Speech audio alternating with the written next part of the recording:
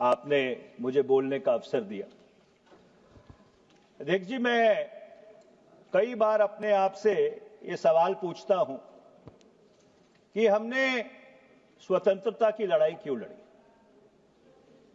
क्या सिर्फ सत्ता परिवर्तन के लिए लड़ी थी? वो लड़ाई इसलिए लड़ी गई थी क्योंकि हम एक ऐसे समाज का, एक ऐसे देश का निर्माण करना चाहते थे जो कुछ मूल्यों के ऊपर, कुछ असूलों के ऊपर आधारित हो। हमने भारत के संविधान की संरचना क्यों की? भारत के संविधान की संरचना इसलिए की कि उसमें अपने नागरिकों को और बाकी लोगों को कुछ ऐसे मौलिक अधिकार दिए जाएं जो एक डिग्निटी से अपनी जिंदगी जीने के लिए अति आवश्यक है। और इसीलिए अगर आप संविधान को अपने संज्ञान में लें तो संविधान की जो धारा 14 है, धारा 19 है, धारा 21 है, इसको गोल्डन ट्रायंगल कहा जाता है। It is called the golden triangle of rights. और जब भी कोई विधेयक इस सदन में आता है तो सरकार की तरफ से यह सुनिश्चित किया जाना चाहिए कि जो मौलिक अधिकार दिए गए हैं वो विधेयक उसके अनुरूप है कि नहीं, क्योंकि यह जिम्मेवारी सिर्फ न्यायपालिका की नहीं बनती, यह जिम्मेवारी सरकार की बनती है, क्योंकि संविधान की जो संरचना है वो हमारे ही पूर्वजों ने संविधान सदन में की थी। मैं इस बात से बिल्कुल इत्तेफाक रखता हूं कि विदेशियों के आगमन को नियंत्रित करना, घुसपैठ को रोकना बहुत जरूरी है, पर उसके साथ साथ कानून में जो नागरिक अधिकार हैं और जो राष्ट्रीय सुरक्षा है और उससे जुड़ी हुई दंडपालिका है, उसमें एक नियंत्रण और एक संयम बहुत जरूरी है। और यह बात मैं इसलिए कह रहा हूं कि इस देश के एक बहुत ही वरिष्ठ जूरिस्ट एचएम सिरवाई ने एक बार कहा था कि अगर संविधान से directive principles of state policy को निकाल दिया जाए तो क्या असर पड़ेगा, और उन्होंने जवाब दिया कि उसका कोई असर नहीं पड़ेगा। पर अगर उन्होंने पूछा कि अगर मौलिक अधिकारों को संविधान से निकाल दिया जाए तो उसका क्या असर पड़ेगा, और उन्होंने जवाब दिया कि उससे जो संविधान की अंतरात्मा है वो संविधान की अंतरात्मा मर जाएगी। It will absolutely destroy the soul of the constitution. ये जो विधेयक है अध्यक्ष महोदय, अगर इसको आप अपने संज्ञान में ले, जो क्लॉज 3 है उसका जो पहला प्रोवाइजो है, और मैं उसको पढ़ना चाहता हूं। उसमें लिखा है, provided that notwithstanding anything contained in this subsection, no foreigner shall be allowed to enter into or stay in India if he is found inadmissible to do so on account of threat to national security, sovereignty and integrity of India, relations with foreign state or public health or other such grounds as the central government may specify in this behalf।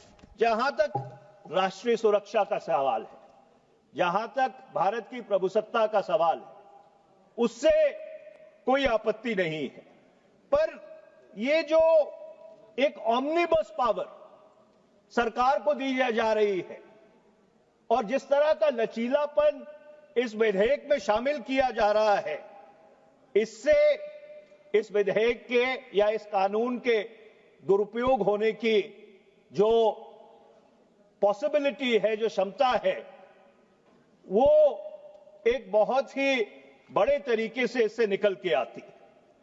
मैं अपने आप से पूछना चाहता हूं, अगर कोई ऐसा व्यक्ति हो जो सरकार के जो राजनीतिक ख्यालात हैं, जो उनकी विचारधारा है, और जब मैं सरकार की बात करता हूं, मैं एक सरकार की बात नहीं करता, क्योंकि जब कानून बनते हैं भारत में वो 100-100 वर्ष के लिए बनते हैं। अगर सरकार की जो राजनीतिक विचारधारा है या सरकार का जो आइडियोलॉजिकल डिस्पोजिशन है, अगर उससे वो इत्तेफाक नहीं रखता, तो क्या इस कानून का दुरुपयोग नहीं हो सकता उसके खिलाफ एक्शन लेने के लिए? और ये दुर्भाग्यपूर्ण बात है कि अतीत में ये होता रहा है, और मैं इसको किसी तूतू में नहीं बदलना चाहता, पर इतना जरूर कहना चाहूंगा कि जब किसान आंदोलन हुआ तो 1-2 वाक्य ऐसे हुए जहां पर लोगों को भारत में आने से रोका गया, और उसके बाद उन्हीं लोगों को बुलाकर प्रवासी भारतीय दिवस में सम्मान दिया गया। ये बड़ा ही एक विरोधाभास है। अब आप जो उसका सेकंड प्रोवाइजो है, आप उसको पढ़िए। उस सेकंड प्रोवाइजो ये कहता है, provided further that the decision of the immigration officer in this regard shall be final and binding. अध्यक्ष जी, इसका क्या मतलब हुआ? इसका यह मतलब हुआ ना कोई अपील, ना कोई दलील, ना कोई वकील, जो अप्रवासन अधिकारी ने तय कर दिया वो ही सर्वमान्य है। मेरा काटा नहीं हो जाएगा अध्यक्ष जी। मैं एक बड़े संवेदनशील मुद्दे पे बात कर रहा हूं। मैं आगे बताऊंगा कि मैंने इस मामलों में किस बहस की है। तो मैं ये कहना चाहता हूं कि इस कानून में सेफगार्ड्स बिल्ड करने की जरूरत है। अब आप अगर बाकी मुल्कों को संज्ञान में लीजिए तो अमेरिका है, अमेरिका में इमिग्रेशन जजेस, कनाडा है, कनाडा में इमिग्रेशन और रिफ्यूजी बोर्ड है। एक अपील का जरिया दिया गया है। यहां पर इस कानून में अपील का कोई जरिया नहीं है। सिर्फ 226 में आप या तो उच्च न्यायालय जा सकते हैं, या आपके अधिकारों का हनन हुआ तो 32 में आप उच्चतम न्यायालय जा सकते हैं। तो मेरा गृह मंत्री जी से यह अनुरोध है कि इस कानून में इमिग्रेशन जजेस का जो सेफगार्ड है उसको क्रियान्वित करने की जरूरत है। नहीं तो ये जो प्रावधान है, ये धारा 14 जो संविधान की है उसके बिल्कुल उसके अनुकूल नहीं है। धारा 14 क्या कहती है? The state shall not deny to any person. अध्यक्ष जी, एनी पर्सन नागरिक की बात नहीं करता, हर व्यक्ति की बात करता है। Shall not deny to any person equality before the law और equal protection of laws within the territory of India. इसमें विदेशी भी शामिल होते हैं। तो इसलिए मेरा यह आग्रह है कि ऐसा प्रावधान इस कानून में करने की जरूरत है जिससे कि एक अपील प्रोसेस को इंस्टीट्यूशनलाइज किया जाए। अब आप इसी कानून की क्लॉज 3 धारा 4 पे आते हैं। क्लॉज 3 सब क्लॉज 4 की जो अप्रवासन अधिकारी है उसको ये अख्तियार है कि वो डैमेज्ड पासपोर्ट को सीज कर ले। अब कहीं पर इस चीज का विवरण नहीं है कि डैमेज्ड पासपोर्ट क्या है। सरकार की तरफ से यह दलील आएगी कि जब इस कानून के रूल्स बनेंगे उसमें हम सुनिश्चित कर देंगे कि डैमेज पासपोर्ट की क्या डेफिनेशन है। मैं ये कहना चाहता हूं कि जब आप इतने व्यापक अख्तियार किसी अधिकारी को दे रहे हैं तो आप इन चीजों को बिल में डिफाइन क्यों नहीं करते? जो डेफिनेशन क्लॉजेज हैं उसमें आप डिफाइन क्यों नहीं करते कि डैमेज्ड पासपोर्ट का क्या मतलब? Because this gives a whole lot of arbitrariness and a tremendous amount of latitude to any immigration officer to harass anybody, say that your passport is damaged and seize it, and there is no appeal against it. तो इसलिए ये damage passport की व्याख्या क्या है, इसको define करने की जरूरत है। अब आप क्लॉज 14 पे आ जाइए।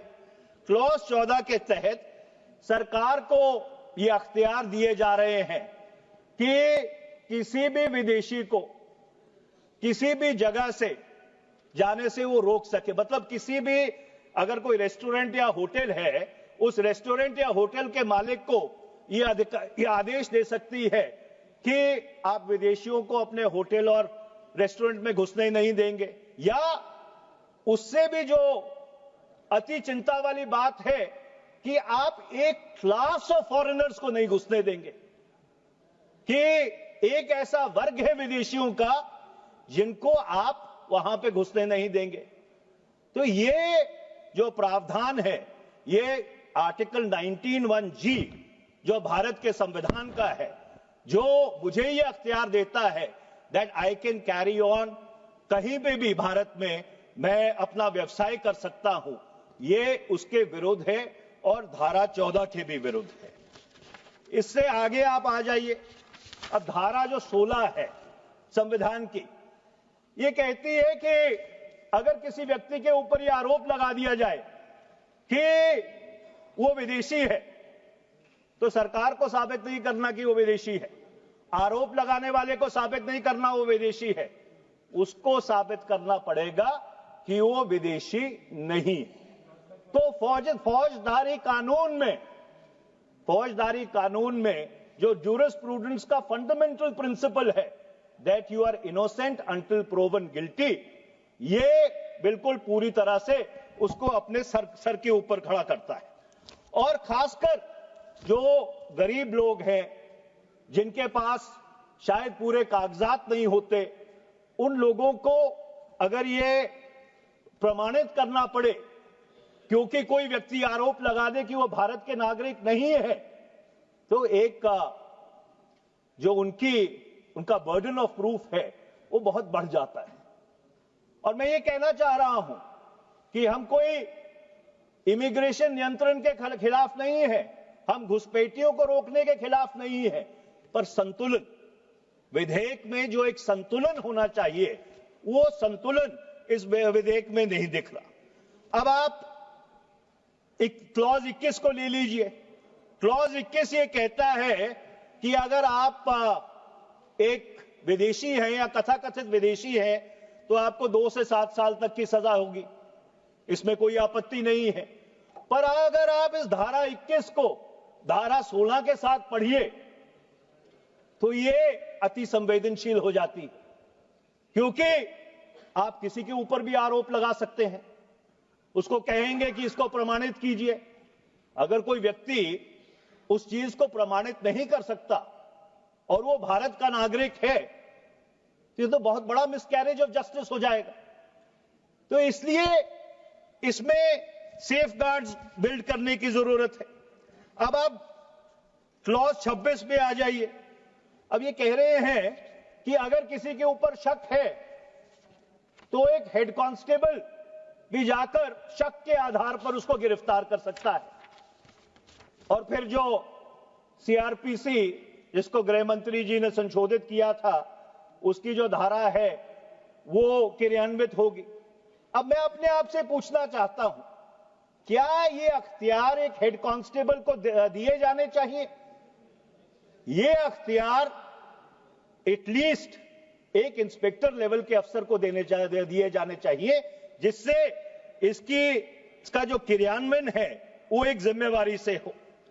अब आप क्लॉज 29 पे आ जाइए कि अगर आपने कोई वीजा कंडीशन की वायलेशन कर दी तो आपको उठा के बाहर फेंक दिया जाएगा।